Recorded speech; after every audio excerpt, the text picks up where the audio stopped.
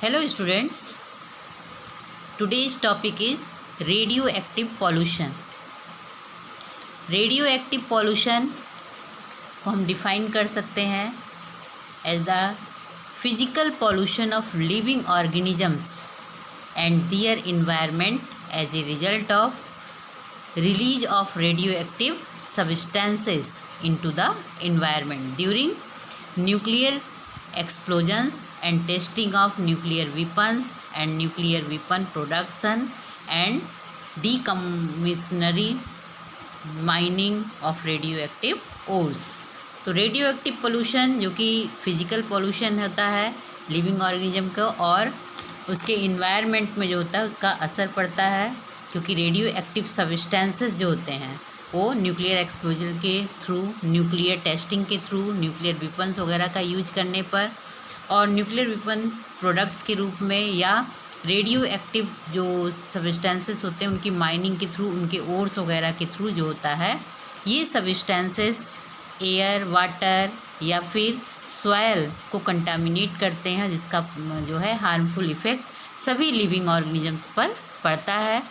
तो इसको कहते हैं रेडियो एक्टिव पोल्यूशन।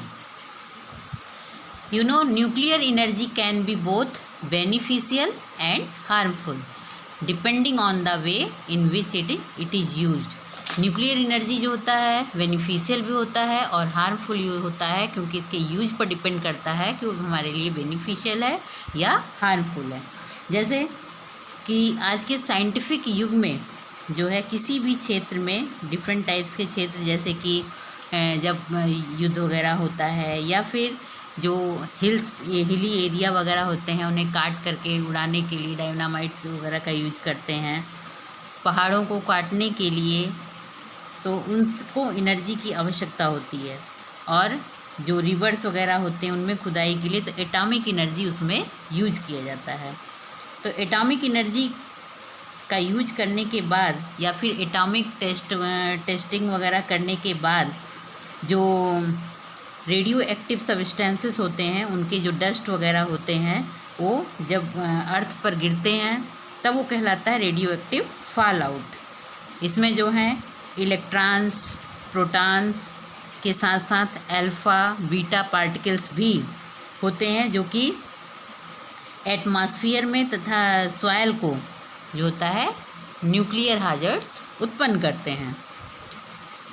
एटॉमिक जो पावर प्लांट्स होते हैं उनसे निकलने वाले जो रेडियो एक्टिव सब्सटेंसेस होते हैं, रेडियो एक्टिव वेस्ट सब्सटेंसेस होते हैं, उनका डिस्पोजल भी एक बहुत बड़ी समस्या है, जिसकी वजह से रेडियो एक्टिव पॉल्यूशन कॉज होता है।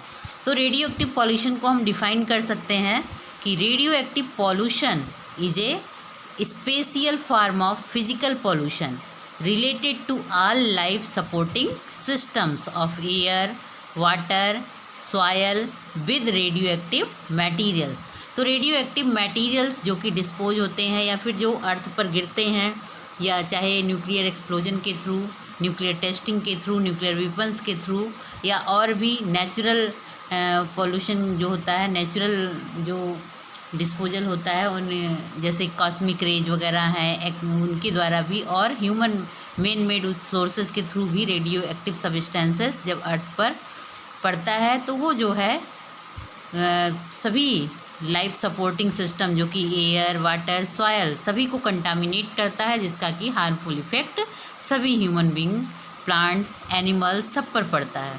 तो ये पॉल्यूशन कहलाता है, इस तरह का पॉल्यूशन रेडियो एक्टिव पॉल्यूशन कहलाता है।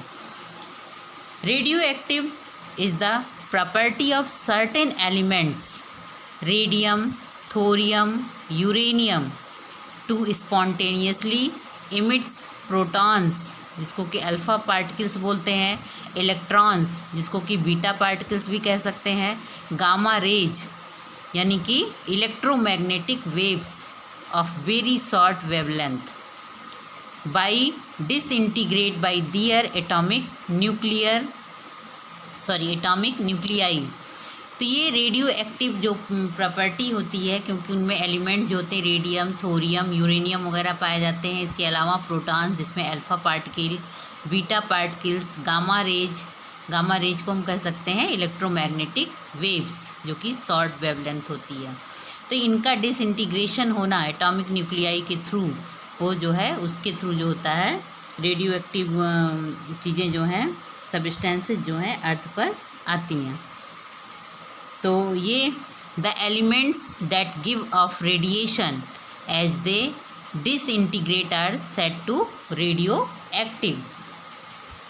तो रेडियो एक्टिव जो सब्सटेंसेस हैं या पार्टिकल्स हैं, वो ह्यूमन बीइंग को और अन्य जो ऑर्गेनिजम्स होते हैं उन पर जो होता है उनका इफ़ेक्ट क्लियर दिखाई देता है, और जो है बहुत ज़्यादा हाजर्ड्स होता है उनके लिए। ये जो होते हैं एक ही जनरेशन या एक ही ऑर्गेनिज्म को नहीं, बल्कि पीढ़ी दर पीढ़ी उनके आने वाली सभी जो है पीढ़ियों को भी इसमें म्यूटेशन के थ्रू जो होता है उनमें डिजीज वगैरह कॉज होता रहता है। अगर एक एटॉमिक एक्सप्लोजन हो, विस्फोट हो, तो एक समय में पूरे दिल्ली जैसे जो महानगर वगैरह है उसको नष्ट किया जा सकता है। इसका सबसे ज्वलंत जो हम एग्जाम्पल दे सकते हैं हिरोशिमा एंड नागासाकी, जो कि जापान में है। इसके एटॉमिक एक्सप्लोजन से, एक विस्फोट से जो है 18 किलोमीटर एरिया का जो एटमॉस्फेयर या एनवायरनमेंट है वो पूरा हीट हो जाता है, उसका टेम्परेचर बढ़ जाता है, जिससे कि मेटल वगैरह तक भी उसमें पिघल जाती हैं। एटॉमिक एक्सप्लोजन के बाद जो होता है रेडियो एक्टिव सब्सटेंसेस, जैसे कि रेडियो एक्टिव सब्सटेंसेस एटमॉस्फेयर में एंटर कर जाता है, जिसमें स्ट्रॉन्शियम 90, सीजियम 137 के जो रेडियो एक्टिव पार्टिकल्स होते हैं, रेन वाटर के साथ ये जो है अर्थ पर आते हैं और प्लांट इनको एब्जॉर्ब कर लेते हैं। फिर इनको फूड के रूप में ये पार्टिकल्स जो होते हैं ह्यूमन की बॉडी में पहुंच जाते हैं। ह्यूमन की बॉडी में फूड चेन के थ्रू पहुंच जाते हैं और कैंसर और बहुत तरह की एबनॉर्मलिटीज़ उनकी बॉडी में उत्पन्न करते हैं। तो रेडियो एक्टिव सब्सटेंसेस जो होते हैं फूड चेन द्वारा जो होता है डिफरेंट ऑर्गेनिज्म, सभी तरह के मतलब कि डाइवर्सिटी जो होती है प्लांट्स वगैरह, एनिमल्स या फिर ह्यूमन बीइंग, सभी में, क्योंकि एक फूड चेन पूरी उससे प्रभावित होती है, तो सभी तरह के ऑर्गेनिजम्स को ये इफ़ेक्टिव करते हैं। न्यूक्लियर एनर्जी जो होता है, इसको न्यूक्लियर एनर्जी से जो होता है थर्मल पॉल्यूशन भी होता है, क्योंकि जब न्यूक्लियर एक्सप्लोजन्स वगैरह होता है या वेपन्स वगैरह का यूज़ किया जाता है, या न्यूक्लियर पावर प्लांट्स वगैरह से जो वेस्टेज मटेरियल मिलते हैं, वो जो होता है वो एटमॉस्फेयर में टेम्परेचर को बढ़ाते हैं। सी वगैरह में जिनका वो किया जाता है, रिवर वगैरह में, तो सी वगैरह या ओशियन वगैरह के जो ऑर्गेनिजम्स होते हैं उनके लिए बहुत ज़्यादा हार्मफुल होते हैं। कैंसर है या पूरे जन्म से ही किसी व्यक्ति में उसकी कुरूपता आ जाना या कोई अंग भंग हो जाना, कुपोषण होना, या जो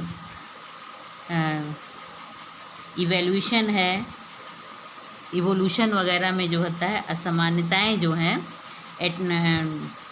जो कि लेबोरेटरीज वगैरह में काम करने वाले ऑर्गेनिजम्स वगैरह होते हैं या ह्यूमन बीइंग होते हैं, उनमें जो है इसका प्रभाव बहुत तेज़ी से दिखाई देता है। तो इस तरह से हम कह सकते हैं कि nuclear test and nuclear weapons are the greatest causes of nuclear pollution, क्योंकि न्यूक्लियर टेस्ट वगैरह करने पर हमने बताया कि अभी जो है हीट बढ़ जाता है, या फिर उनके द्वारा न्यूक्लियर वेपन्स वगैरह का यूज करने पर जो रेडियो एक्टिव सब्सटेंसेस होते हैं एटमॉस्फेयर में आते हैं, और एटमॉस्फेयर से ये रेन वाटर के थ्रू जो होता है अर्थ पर आते हैं। अर्थ पर पहुंचकर ये प्लांट इनको वाटर के साथ, न्यूट्रिएंट के साथ जो होता है, इसको पार्टिकल्स को भी, रेडियो एक्टिव पार्टिकल्स भी एब्जॉर्ब कर लेता है, और फिर जो है फूड के द्वारा ये प्राइमरी, सेकेंडरी, टर्सरी सभी की बॉडी में पहुंचता है, यहाँ तक कि ह्यूमन की बॉडी में पहुंचकर भी जो है ये कैंसर और डिफरेंट टाइप्स की एबनॉर्मलिटी को उत्पन्न करता है। तो during explosion all the radioactive substances formed are rapidly injected into the upper layers of the atmosphere, where due to cooling they condense from the gaseous state into liquid droplets and finally into solid state, forming a very fine dust suspended in the air at the altitude of about 8 to 15 kilometers. Forming together with water vapors or radioactive clouds traveling all over the world with air currents. तो ये radio active जो fall out वगैरह होता है, यानी जो dust particles अर्थ पर आता है रेडियो न्यूक्लियर टेस्टिंग के थ्रू या फिर न्यूक्लियर वेपन्स के थ्रू या एटॉमिक एक्सप्लोजन्स के थ्रू, तो ये एक्सप्लोजन्स वगैरह के थ्रू रेडियो एक्टिव सब्सटेंसेस जो होते हैं ये अपर लेयर जो एटमॉस्फेयर का है वहाँ पहुँचते हैं। वहाँ पर पहुँच करके कूलिंग के थ्रू कंडेंस होकर के गैसियस स्टेट में आते हैं, फिर लिक्विड ड्रॉपलेट्स के थ्रू ये फाइनली फिर सॉलिड स्टेट में आकर के डस्ट सस्पेंड के रूप में जो है एयर में सस्पेंडेड हो जाते हैं, जो कि लगभग एल्टीट्यूड अबाउट 8 to 15 किलोमीटर के फॉर्म में जो है ये वाटर वेपर्स के फॉर्म में साथ में आते हैं और रेडियो एक्टिव क्लाउड्स के रूप में सभी पूरे वर्ल्ड के अर्थ पर ये जो होते हैं एयर के थ्रू जो होता है नीचे तक आते हैं। The radio active clouds begin settle down slowly the surface of the earth over several years. फिर ये जो होते हैं जो क्लाउड्स फॉर्म होता है, ये क्लाउड्स जो होते हैं फिर रेन वाटर के साथ जो होता है अर्थ पर आता है। Some important radioactive substances produce due to explosion are strontium 90, caesium 137 and cobalt 60। तो ये सभी जो होते हैं रेडियो एक्टिव सब्सटेंसेस जिसमें कि एटॉमिक एक्सप्लोजन के थ्रू स्ट्रॉन्शियम 90, सीजियम 137, कोबाल्ट 60, ये सभी जो होते हैं जब अर्थ पर पहुंचते हैं रेन वाटर के साथ तो इन्हें प्लांट जो है लिविंग ऑर्गेनिज्म एब्जॉर्ब कर लेते हैं और ये जो है वाटर के लिए, एयर के लिए, सॉयल के लिए, वेजिटेशन के लिए, इन सभी के लिए जो होता है टॉक्सिक और पॉइजनस होता है। तो it poisonous the water, air, soil, vegetations on accumulation in bone cancer में be produced. Strontium 90 can replace calcium and causes leukaemia, bone cancer and hereditary diseases. तो इनका जो चूँकि ये रेन वाटर के साथ जब अर्थ पर आते हैं और लिविंग ऑर्गेनिजम्स यानी कि सबसे पहले प्लांट इनको एब्जॉर्ब करते हैं और फूड के थ्रू जो होता है इन्हें ह्यूमन बींग की बॉडी तक भी पहुंचता है। तो इनका पॉइजनस असर, इनका हजर्ट्स या इनका कह सकते हैं टॉक्सिक इफेक्ट जो होता है रेडियो एक्टिव सब्सटेंसेस का वाटर, एयर, सॉयल, वेजिटेशन सब पर पड़ता है। यानी वाटर, एयर, सॉयल, वेजिटेशन सभी इससे कंटामिनेटेड हो जाते हैं और इनका एक्यूमुलेशन जब होता है तब जो है बोन कैंसर हो जाता है। स्ट्रॉन्शियम 90 जो होता है कैल्शियम को रिप्लेस कर देता है और वहाँ पर ह्यूमन बीइंग में ल्यूकीमिया डिजीज, बोन कैंसर और बहुत सारे हेरिडिटरी डिजीजेज भी कॉज करता है। During last 20 years millions of radioactive substances were diffused on earth. Wine and Sipon 1957 told that in last 2 years due to activity of radioactive substance cobalt 60 molasses gets accumulated in huge amounts। तो ये जो है लगभग 20 years के समय जो है उस समय मिलियन 20 years पहले जो है लगभग मिलियंस रेडियो एक्टिव सब्सटेंसेस जो हैं अर्थ पर डिफ्यूज हुए थे। वाइन एंड सिपॉन ने 1957 में कहा था कि करीबन 2 साल के अंदर में जो रेडियो एक्टिव सब्सटेंसेस कोबाल्ट, मोलास जो है ये बहुत ही अधिक मात्रा में यानी कि ह्यूज अमाउंट में अर्थ पर एक्यूमुलेट होते जा रहे हैं। Active strontium from weeds reaches in milk of cow. तो स्ट्रॉन्शियम 90 वगैरह जो होता है ये वीड्स वगैरह के थ्रू जो होता है इनको काऊ वगैरह खाती हैं तो उनके मिल्क में स्ट्रॉन्शियम 90 पहुंचता है and the man through food chain, और ह्यूमन बीइंग में जो है फूड चेन के थ्रू ये स्ट्रॉन्शियम 90 ह्यूमन बीइंग की बॉडी में पहुंच जाता है, कैल्शियम को रिप्लेस करके बोन कैंसर वगैरह डिजीज और जो है हेरिडिटरी डिजीजेज कॉज करता है। Rocket engines always produced beryllium which in A type of position, thus we find that by industries, automobiles etc. always poisoning increasing in atmosphere and the chemicals and manures are polluting the soil। तो जो rocket engine वगैरह होता है उससे जो है beryllium produce होता है जो कि डिफरेंट टाइप्स के पोजीशन पर पाया जाता है।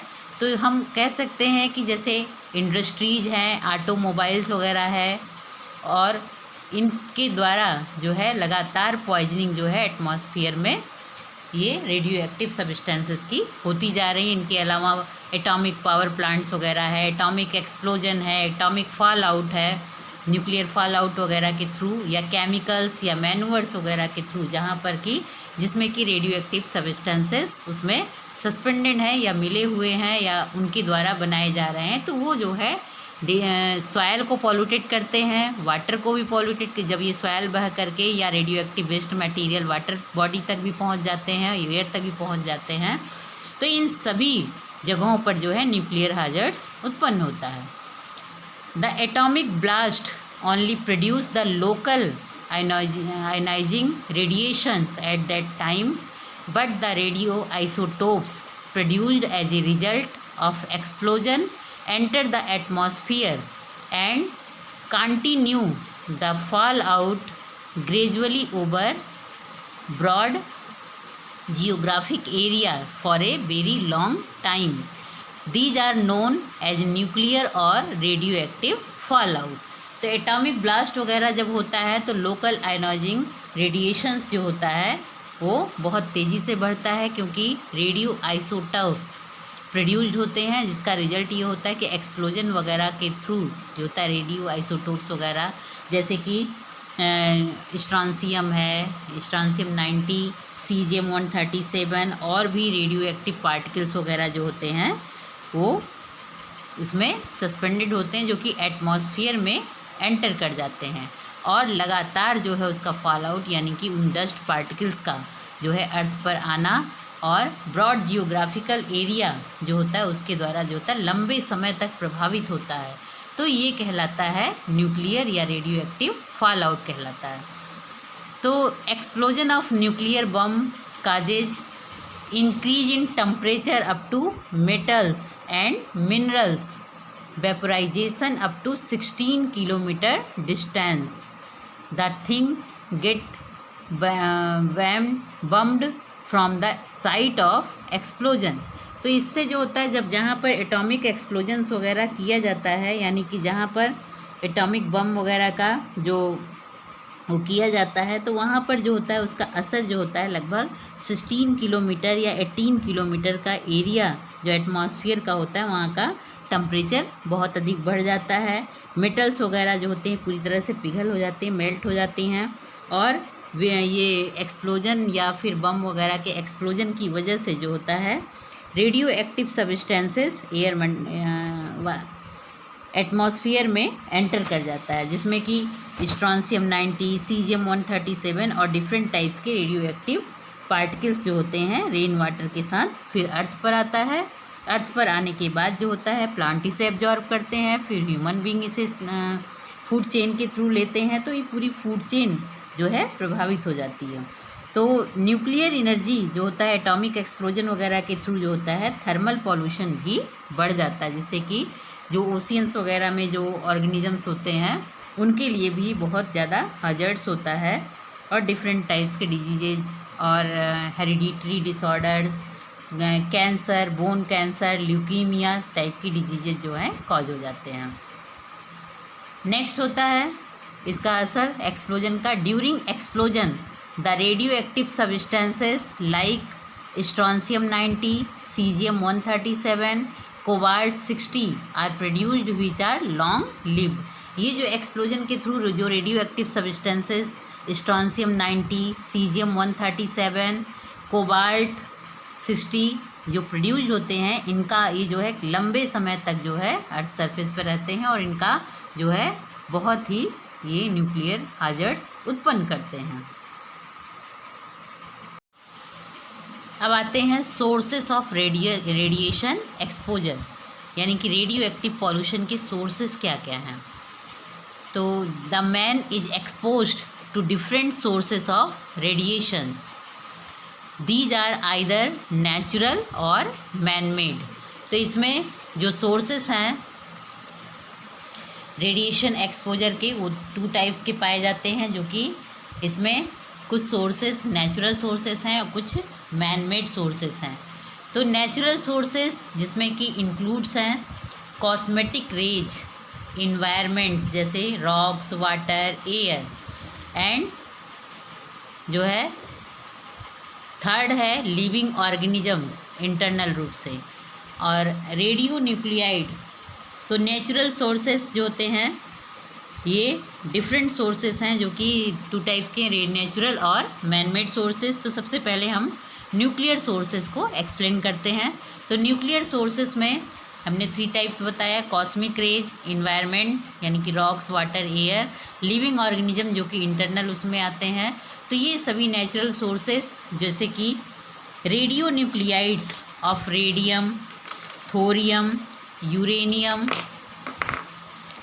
एंड आइसोटोप्स ऑफ पोटेशियम यानी K40 एंड कार्बन यानी C14 are very common in soil, rocks, air and water. तो ये जो नेचुरल सोर्सेस हैं जो कि रेडियो न्यूक्लियाइड्स होते हैं, radium, thorium, uranium, potassium K40 के आइसोटोप्स एंड कार्बन C14 के आइसोटोप्स, जो कि सॉयल, रॉक, एयर, वाटर में जो है कॉमनली पाए जाते हैं। Marine sediments generally have higher concentrations of radionuclides. On an average man receives about 50 meter rads per year from terrestrial radiations, and it may be as high as 2000 meter rads per year in areas where uranium containing rocks exist as in Kerala। तो ये जो natural sources हैं जो कि marine sediments वगैरह में जो बहुत हाई कंसंट्रेशन होता है रेडियो न्यूक्लियाइड्स का, और इसके अलावा पोटेशियम जो कि K40 के आइसोटोप्स, कार्बन C14 के आइसोटोप्स, यूरेनियम, रेडियम, थोरियम जो कि सॉयल में, रॉक में, एयर में, वाटर में बहुत ही कॉमनली ये रेडियो न्यूक्लियाइड्स पाए जाते हैं, जो कि नेचुरल सोर्सेस होते हैं रेडिएशंस के। Radiations from atmosphere are also common. For instance, radioactive gases like thoran,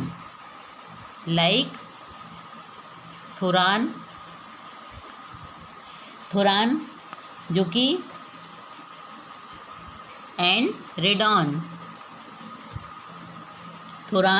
radon are present in air thought with low value of roughly 2 meter rads per year। तो ये रेडिएशन जो होता है atmosphere में बहुत ही कॉमन है, क्योंकि यहाँ पर रेडियो एक्टिव गैसेस जैसे कि थोरान, रेडान्स ये जो हैं लो वैल्यू में जो है 2 metre rad years per year जो है पाए जाते हैं, कॉमनली वहाँ पर प्रेजेंट होते हैं ये रेडियो एक्टिव गैसेस जो कि थोरान और रेडान है। Man is also exposed to internal radiations from radioactive substances in the body tissues, for instance uranium,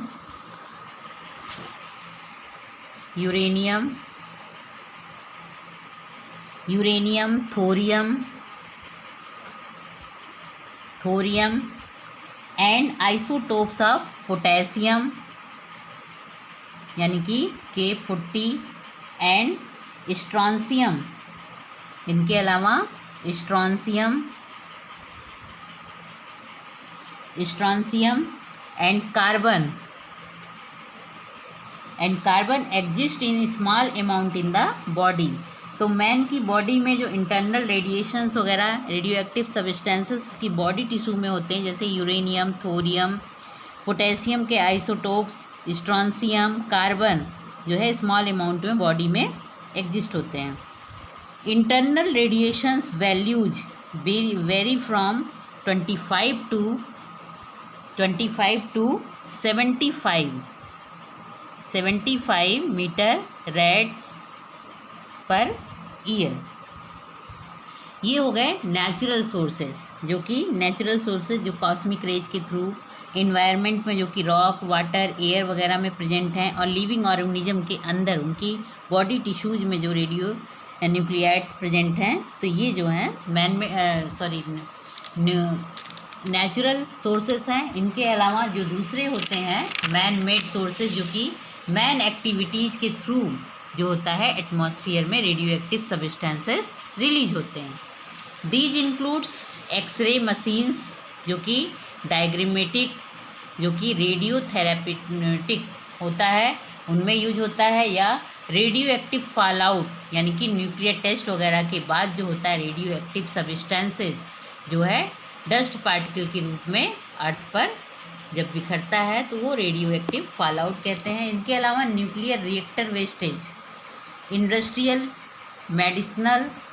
medical and research uses of radioactive materials, ये भी main sources हैं जो कि radio man made sources हैं। इनके अलावा miscellaneous, जैसे कि टीवी का radiation, luminous radiations, watch dials वगैरह का रेडिएशंस, तो ये सभी रेडिएशन जो है मैन मेड रेडिएशंस है। इनके अलावा यूरेनियम माइंस वगैरह एंड उनके प्रोडक्शन, ओर्स वगैरह का प्रोडक्शन के थ्रू जो होता है रेडियो एक्टिव सब्सटेंसेस रिलीज होते हैं।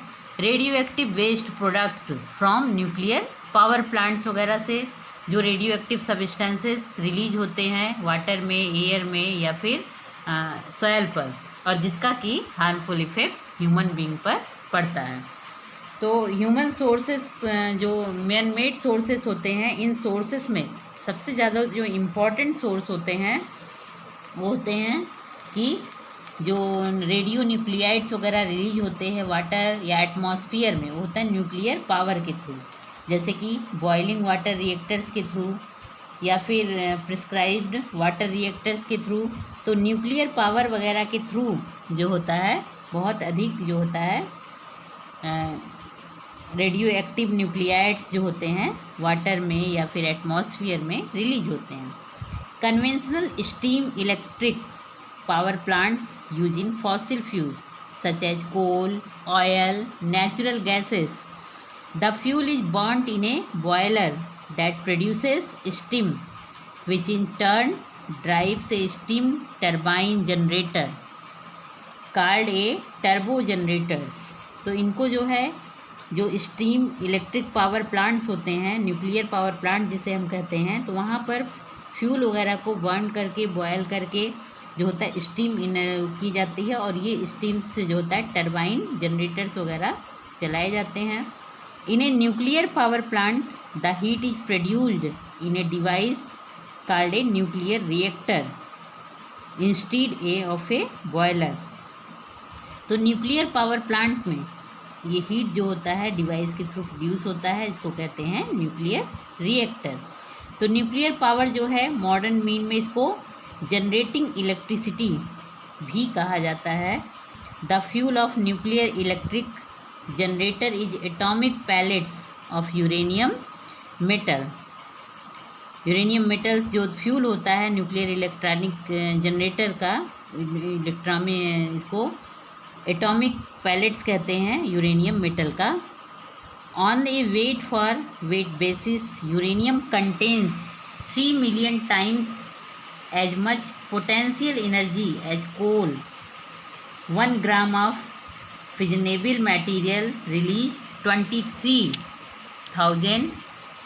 23,000 केल्विन वाट जो होता है आवर्स ऑफ हीट। तो इतना 23,000 केल्विन वाट जो होता है हीट वहाँ पर रिलीज होता है। एक टन ऑफ यूरेनियम, क्योंकि 3 मिलियन जो कि यूरेनियम को जब हम वेट में जो होता है यूरेनियम का, जब हम यूज करते हैं यूरेनियम मेटल्स के थ्रू जो है फ्यूल वगैरह को जो है जनरेटर वगैरह के थ्रू करते हैं, तो 23,000 केल्विन वाट जो होता है हीट वह 1 घंटे में प्रोड्यूस होता है। A ton of uranium would provide as much energy as 3 million tons of coal or 12 million barrels of oil. A reactor is one of which fission of atomic fuels occurs. तो ये atomic reactors जो होते हैं 2 types के होते हैं, एक तो बॉइलिंग वाटर रिएक्टर्स होते हैं और दूसरे होते हैं प्रिस्क्राइब्ड वाटर रिएक्टर्स। तो जो बॉइलिंग वाटर रिएक्टर्स होते हैं वो heat from the fuel knots causes the water to boil, जो कि फ्यूल को जो होता है रॉड्स के थ्रू जो होता है हीट करते हैं, जिससे कि वाटर जो होता है उसमें बॉयल होता है। Producing steam at the top of reactor vessels, जो उससे वेपर होता है, जो स्टीम होती है वो रिएक्टर वेसल्स पर जा कर के कलेक्ट हो जाती है। Steam is fed directly to steam turbines which run the electric generator. तो ये जो होते हैं डायरेक्टली स्टीम टर्बाइंस पर जो होते फेड होते हैं, जिससे कि इलेक्ट्रिक जनरेटर वगैरह रन करता है। दूसरे होते हैं प्रिस्क्राइब्ड वाटर रिएक्टर, जिसको कि ये बॉइलिंग वाटर रिएक्टर को हम BWR से करते हैं, और दूसरे होते हैं प्रिस्क्राइब्ड वाटर रिएक्टर जिसको कि हम PWR से डिनोट करते हैं। इसमें जो होता है here the water is under high pressure to prevent boiling even at a temperature above the normal boiling point of water. तो वाटर को जो होता है हाई प्रेशर जो होता है इसमें वो बॉइलिंग को तो रोकता है, लेकिन टेम्परेचर जो होता है नॉर्मल बॉइलिंग पॉइंट वाटर का जो होता है वो बढ़ जाता है। तो the high temperature water still under pressure leaves the reactor vessels and enters a device called heat exchanger. ये क्या करता है, बॉयल नहीं करता, बॉयल करने की बजाय जो है हीट को बढ़ाता है। तो ये हीट जो होता है, ये हाई टेम्परेचर जो होता है वाटर का, ये जो होता है रिएक्टर वेसल्स पर वहाँ पर पहुँचता है और डिवाइस में एंटर करता है, तो इसको हीट एक्सचेंजर कहते हैं, यानी कि सेकेंडरी वाटर सिस्टम कहते हैं। तो इन सबके सोर्सेज के थ्रू जो होता है रेडियो एक्टिव सब्सटेंसेस जो है वो अर्थ पर आता है या एटमॉस्फेयर में रिलीज होता है। रेडियो एक्टिव वेस्ट प्रोडक्ट्स जो कि न्यूक्लियर पावर प्लांट्स वगैरह से मिलता है। तो ये सभी मटेरियल्स जो होते हैं जिसमें बहुत सारे वेस्टेज में नंबर ऑफ रेडियो न्यूक्लियाइड्स होते हैं, strontium 90, iodine 131, iodine 129, caesium 137 and isotopes of irons, several other radioactive nuclear elements। Gaseous effluents में इंक्लूड्स हाइड्रोजन जिसको कि ट्राइटियम भी बोलते हैं, C14, Kr14 क्रिप्टान, आयोडीन 129। तो ये जो हैं ये सभी जो हैं बहुत, इसमें से सबसे ज़्यादा इंजूरियस जो होता है स्ट्रॉन्शियम 90 होता है, सीजियम 137 होता है, आयोडीन 131 होता है। तो iodine 131 about 5% of the fission products from a nuclear reactors, और जो स्ट्रॉन्शियम 90 होता है ये दो है deposited in bones and tissues in place of calcium. Strontium 90 जो है कैल्शियम को रिप्लेस करके वहाँ पर बोन्स वगैरह में कलेक्ट हो जाता है, बोन्स में टिश्यूज में कलेक्ट होता है, एक्यूमुलेट होता है, जिसकी वजह से बोन कैंसर, ल्यूकीमिया और जो है हेरिडिटरी डिसऑर्डर्स वगैरह भी उत्पन्न होते हैं।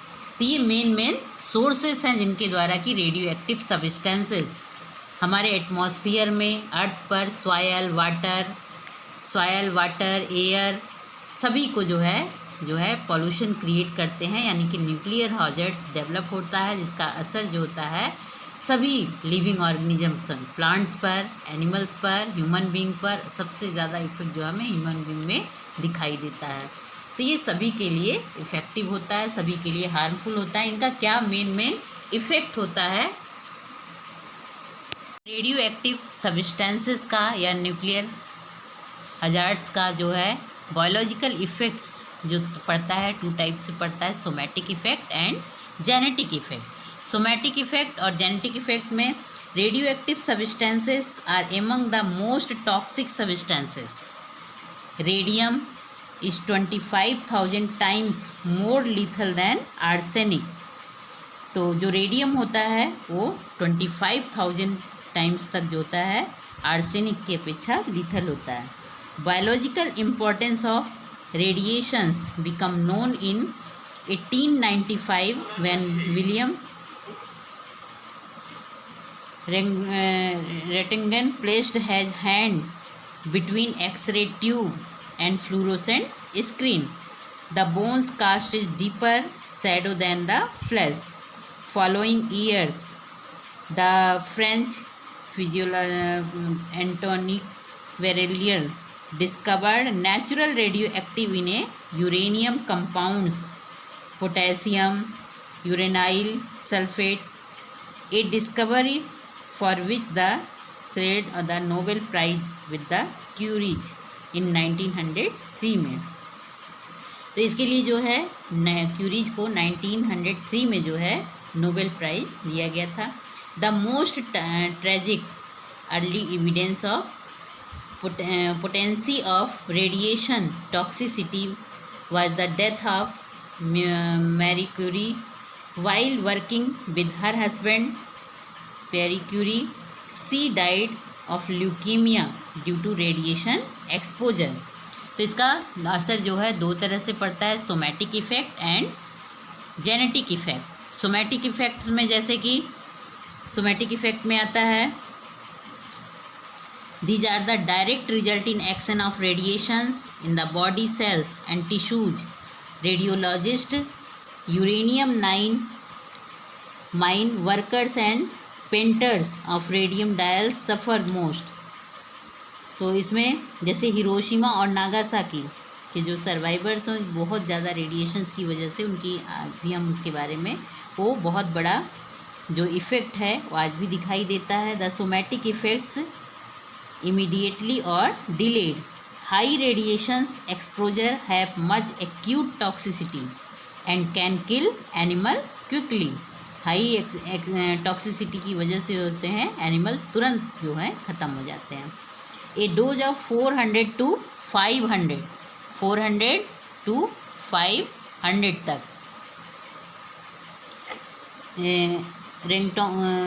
रेंटगन on whole body is fatal in about 50% cases of man and 600 to 700 to partially every case. The victim declines vitality and rise for anemia, infection and hemorrhage. Part of body differ the sensitivity. The most sensitive tissue from acute dosage, the intestine, lymph nodes, spleen and bone narrow. The radiations destroys the body's immune response.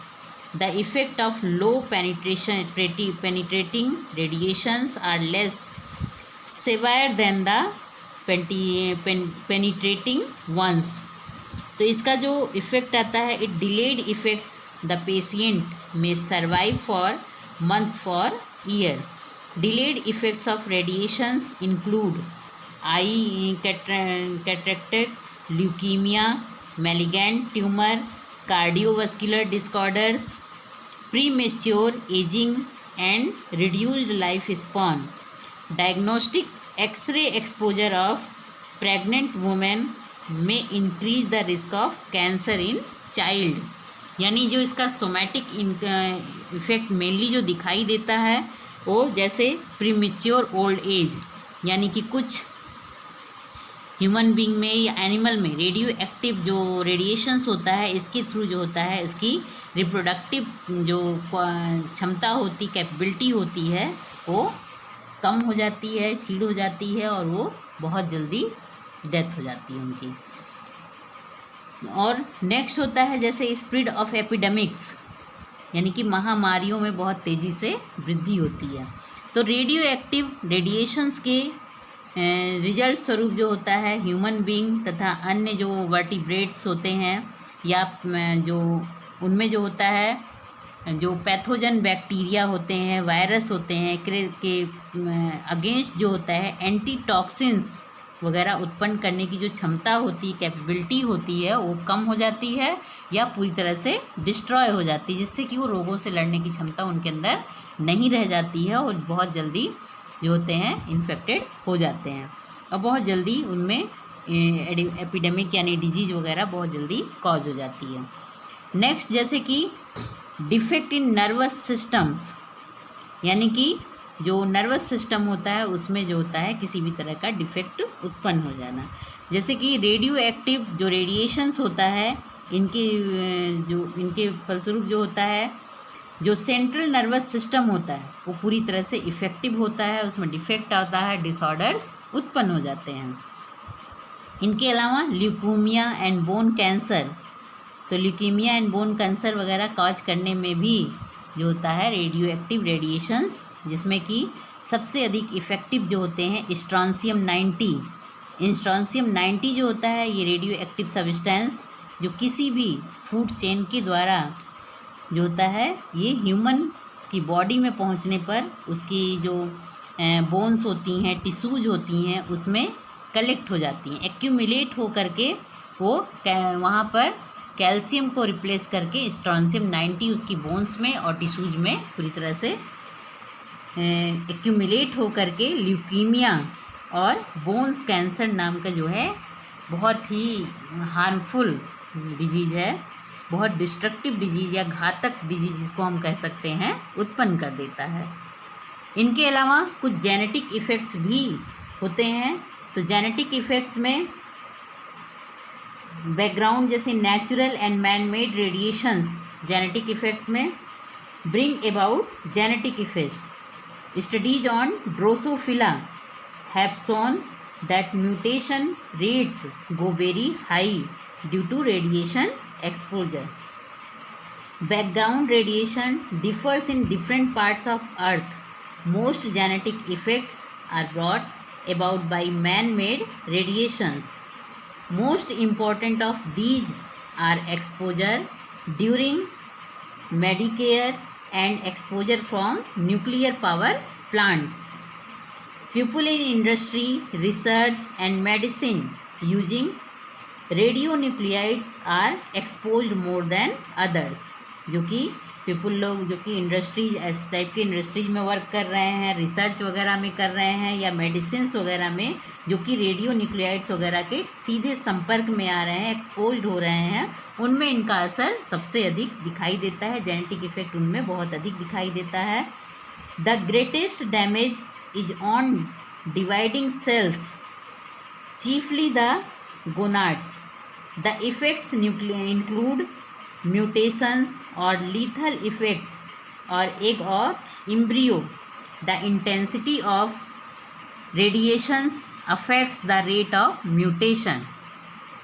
Generally, higher animals are more susceptible to genetic damage than lower animals as insect. Genetic effects also occur in plants. तो ये genetic जो causes होते हैं, genetic असर से जो होता है ये सभी को पड़ता है, लेकिन सबसे अधिक लेबोरेटरी वर्क में काम करने वाले या इससे जब संबंधित रिसर्च वर्क में काम करने वाले मेडिसिन्स वगैरह में जो कि रेडियो एक्टिव या रेडियो न्यूक्लियाइड्स एक्सपोजर में आते हैं उनमें जो है सबसे अधिक प्रभाव पड़ता है। उनमें जैसे डिवाइडिंग सेल का डिवाइड हो जाना, गोनाड्स वगैरह का, और म्यूटेशन या लीथल इफ़ेक्ट होता है एग और एम्ब्रियो वगैरह पर, और इसकी इंटेंसिटी जो होता है रेडिएशंस का अफेक्ट जो होता है जिसकी वजह से म्यूटेशन रेट जो होती है अफेक्टेड होती है। जनरली हायर एनिमल्स जो होते हैं ज़्यादा ससेप्टेबल होते हैं जेनेटिक डिसऑर्डर वगैरह के डैमेजेज के, क्योंकि लोअर एनिमल्स उनकी अपेक्षा कम अफेक्टेड होते हैं। तो जेनेटिक इफेक्ट्स जो होता है प्लांट्स वगैरह में भी देखने को मिलता है। तो इसमें जो सबसे ज़्यादा वो होता है कि इनकी जीन्स और जेनेटिक कॉन्स्टिट्यूशन में जो होता है चेंजेज आते हैं। तो रेडियो एक्टिव सब्सटेंसेस के जो एक्सपोजर होता है या उसका जो रेडिएशंस होता है ह्यूमन और डिफरेंट ऑर्गेनिज्म के जो होता है उनके जेनेटिक जो मेन वो होते हैं, जैसे जीन्स हैं या फिर जेनेटिक कॉन्स्टिट्यूशन है, उनमें जो होता है म्यूटेशन उत्पन्न हो जाता है। और ये म्यूटेशन अधिकतर जो होते हैं हार्मफुल होते हैं, जिसके कारण उनकी आने वाली जो ऑफस्प्रिंग है या संतानें जो होती हैं वो पूरी तरह से विकृत या पूरी तरह से विकलांग उत्पन्न होती हैं। तो ये जो है मेन जेनेटिक इफ़ेक्ट होता है, जो कि रेडियो न्यूक्लियाइड एक्सप्लोजन वगैरह के थ्रू आता है या रेडिएशंस वगैरह के थ्रू इस तरह का इफ़ेक्ट आता है। तो इसको कंट्रोल रेडियो एक्टिव पॉल्यूशन का कंट्रोल जो होता है डिफरेंट टाइप्स के कंट्रोल हो सकते हैं। एक तो जो रेडियो एक्टिव वेस्ट मटेरियल होता है उनका डिस्पोजल सेफली किया जाए। लीकेज जो radio active nuclides radio active materials from nuclear reactors, industries, laboratories में जो यूज किया जाता है उनको बंद किया जाए, उनका लीकेज ना होने पाए। All safely measures for the purpose should be strictly enforced. इनका जो है सभी तरह के सेफ्टी मेजर्स का जो है बहुत सावधानी से बहुत स्ट्रिक्टली उनको जो है यूज किया जाना चाहिए, जिससे कि रेडियो एक्टिव मटेरियल्स जो कि न्यूक्लियर रिएक्टर, इंडस्ट्रीज, लेबोरेटरीज या रिसर्च वगैरह लेबोरेटरीज वगैरह में लीकेज ना होने पाए रेडियो एक्टिव मटेरियल्स का। सेकेंड है जो कि workers in radio active materials वगैरह के उसमें जो है काम करते हैं, उनका जो है उनको ऐसे प्रोटेक्टिव गारमेंट्स वगैरह पहन करके काम करें जिससे कि वो पूरी तरह से सुरक्षित हो और रेडियो एक्टिव सब्सटेंसेस का उसमें किसी भी तरह का उनकी बॉडी से अंदर या फिर बॉडी से टच ना होने पाए। नेक्स्ट है रेडियो एक्टिव वेस्ट का डिस्पोजल सेफली होना चाहिए और preventive measures should be taken so the natural radiation level does not rise above the permissible limits. जो प्रिवेंटिव मेजर्स वगैरह होते हैं उनका ये देखना चाहिए कि नेचुरल रेडिएशन लेवल भी बराबर वो जो है चेक करना चाहिए कि वो बढ़ने ना पाएँ, जो कि परमिटेड है लिमिट्स के वो बाहर ना जाने पाएँ। एटॉमिक एक्सप्लोजन्स है या फिर एटॉमिक वेपन्स वगैरह का यूज जो है ना करें या फिर करें तो इस तरीके से होना चाहिए कि उनका असर जो है किसी ऐसी जगह पे करें एटॉमिक एक्सप्लोजन्स वगैरह या एटॉमिक टेस्टिंग वगैरह जहाँ पर कि उनका असर जो होता है उसको डिस्पोज किया जा सके। तो इस तरह से हम कह सकते हैं कि रेडियो एक्टिव जो रिएक्टर्स होते हैं वो उन या फिर इंडस्ट्रीज या लैब वगैरह से जो लीकेज होता है उनको रोका जाए और उसके लिए हर तरह का सेफ्टी प्रबंध किया जाए। इसके अलावा रेडियो एक्टिव जो वेस्ट मटेरियल्स होते हैं जो उसको जो है कम हार्मफुल बना करके उसमें परिवर्तित कर दें और उनको जो है सुरक्षित जगह पर जो होता है डिस्पोजल करें, जहाँ पर वहीं उतनी ही जगह में सिर्फ वो इकट्ठा की रहे। रेडियो एक्टिव जो पॉल्यूशन का जो लेवल होता है उसको बराबर जो है चेक करते रहना चाहिए, जांच करते रहना चाहिए क्योंकि वो लिमिट के ऊपर ना जाने पाए। और जो रेडिएशंस के सोर्सेस हैं उनको जो है सील्डेड रखना चाहिए, मतलब कि पूरी तरह से सील्ड करके रखना चाहिए। वहाँ पर काम करने वाले जो वर्कर्स वगैरह हों लैब में या फिर इंडस्ट्री में जो रेडिएशंस के सीधे संपर्क में आते हैं तो उनके लिए हर तरह का जो है सेप्टिक प्रबंध होना चाहिए। उसके अलावा उनके ऐसे गारमेंट्स वगैरह उनको दिया जाना चाहिए जिससे कि वो पूरी तरह से प्रोटेक्टिव उसमें रहें और गारमेंट पूरी तरह प्रोटेक्टिव हो, जो कि इनका असर रेडिएशन पर उस पर ना पड़े, रेडिएशन का असर उनका प्रोटेक्टिव गारमेंट्स वगैरह पे ना पड़े। और एटॉमिक जो विस्फोट वगैरह होता है, एक्सप्लोजन होता है या फिर एटॉमिक वेपन्स वगैरह का प्रयोग ना करें तो बेहतर है। और अगर करना आवश्यक हो टेस्टिंग वगैरह तो कहीं ऐसी सुरक्षित जगह पर करें जहाँ पर वो किसी भी लिविंग ऑर्गेनिजम्स के संपर्क में ना आने की संभावना हो। That's all, thank you.